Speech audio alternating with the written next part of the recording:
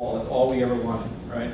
And then we got there and decided, everybody kept saying, you know, we could name the whole courthouse. And we're like, really? And we did. We got it named after Heme and Mary Sweat. And that was a really huge deal. I mean, so those two things are really pretty big. So other than being here with you all tonight, those are the most significant things. Thank you. I'm told that there are questions. If you don't have any, you want to run screaming from the room, there are more cookies at the back. But if you have questions, I'm happy to answer them. Yes, ma'am. We were talking about all the positive qualities and that there should be in leadership and government, especially. In your experience as a judge, and like you see lawyers working and being a lawyer, what do you think the most undesirable quality is that can make you a successful leader in government? You know, like you have all the positive. The most undesirable quality? Yeah, like not necessarily, you know, positive, but like nobody really likes you, but you made a good decision.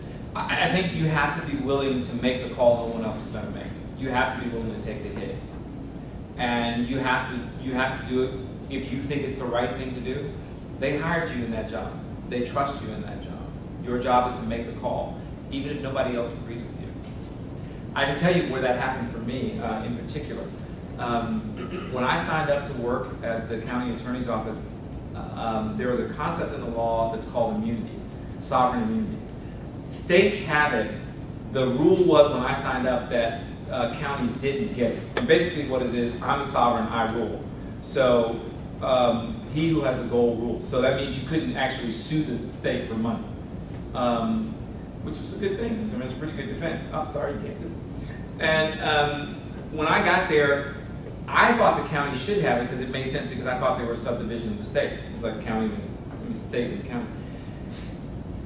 I kept trying to sell my boss on the idea, and he said, well, A, I believe you, and B, you don't get to leave here until you actually have county immunity, until the county has the same immunity the state does.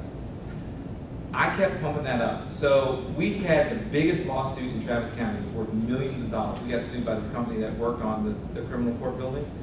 And my defense, in part, was sovereign immunity. And the lawyer who worked for Exxon most of the time was working for the really, I mean, this is a guy who made like, I think he was probably billing somewhere between $500 and $750 an hour. And when you're working for the county government, you make 32 cents an hour. That's a whole lot of money. And so, but he was really a great lawyer. I mean, he clerked for a Supreme Court justice and he was really smart. They had a great team. One of the people on his team had clerked for the judge we were trying the case in front of. We were all like, oh, this is great. But I believed in that theory, and they kept telling me it didn't exist. That, in fact, that wasn't, that didn't happen.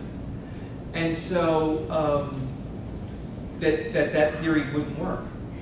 And we wanted the Texas Supreme Court, and let me give you an opportunity there. I could have argued that case in the Texas Supreme Court, but there were two lawyers who worked on it a lot, and I wanted them to be able to do it. I knew we were going to need them down the road, so they were doing it. I sat down and made sure that I thought their arguments were correct, but they argued it and I didn't. When we lost the case, when we did lose the trial, I told the commissioners that we were going to win on appeal. Okay. We lost about $3 or $4 million verdict. And I then went to argue in federal court at the Fifth Circuit in New Orleans that this particular doctrine applied to us. Now, there were not a whole lot of people who agreed with that doctrine, who thought I had that doctrine, and the people in the legal community around me said, you're nuts. That does not apply here. But we won. It applies not only in the state, it applies in federal law. And because we won, even though we had offered to settle case for what was an exorbitant fee, we blanked them out. Your job as leader, and there were people in my own shop who were going, are you sure? And yeah, I did. I was confident that we were supposed to do that. That's what I was confident that we were going to be able to do. And so, telling people that they can do things, A, that they're not really sure about, and B, that they're not really believing you on, but as a leader that's the best not only for you but for them, is something that's not really fun, but something I think you have to do when you're a leader. Yes, ma'am. So, how do you separate your leadership in religion and your leadership in government, or do you separate that?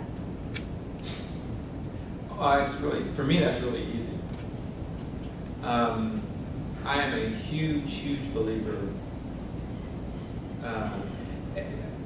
I can tell you just because that's true. I'm pro-choice, and I am in part. It's really kind of a bold thing to do on this campus to say, but I am pro-choice, and from my perspective, it has less to do with what I would want to have happen, and if I got the choice, would want somebody to do, than it has to do with your right to make the decision.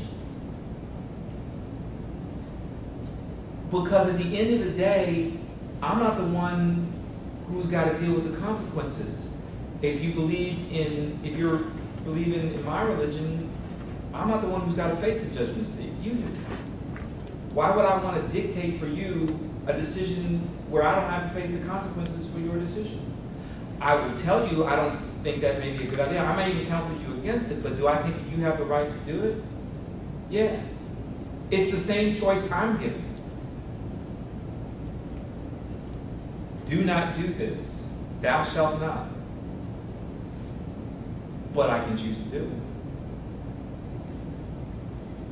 And so for me, freedom of religion means freedom to make the decision, to not have a religion, to not do religion, because this country was founded on exactly that premise. They left England because they didn't want to be told that they had to worship a certain way. And so it's very important for me to say, I have very strong beliefs. I'm a preacher. I grew up believing them. And then they became mine. But I think everybody has the right to make that choice.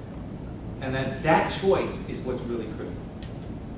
And so for me, keeping it out of government was an easier thing to do. Now, I did have, at some point I think I had on my voicemail, I think I had to change my voicemail because at one point I said, have a blessed day, or may God continue to richly bless you, because that's just something I would say. And my boss came to me and said, we're going to get sued if you leave that on me, right? I'm just telling you we're getting sued. I'm like, oh yeah, well that's kind of fun. But, I have my personal beliefs, and if you want to know what they are, I'm happy to share them with you. If you want to know what I think about it, I'm really glad to tell you about them. But they're my beliefs. And you've got a right to choose your set, whatever that may be. And I really firmly believe that. And so for me, it wasn't difficult to separate out religious or not religious, because the last thing I would want to do is make a choice for somebody that I don't have to pay the consequences for. I'm going to make the choice, but you have to pay the freight. That's not the way it should work. Yes? I have a question. Where do you preach? I'm sorry? Where do you preach? Alpha Seventh-day Adventist Church. On Alpha Seventh-day Adventist Church on East 51st, only occasionally. Most of the time I'd rather hear my pastor preach. So now I sing there, so you can come hear me sing. Does anybody else have any other questions? Thank you all for coming. Thank you for being here. I hope it's been helpful.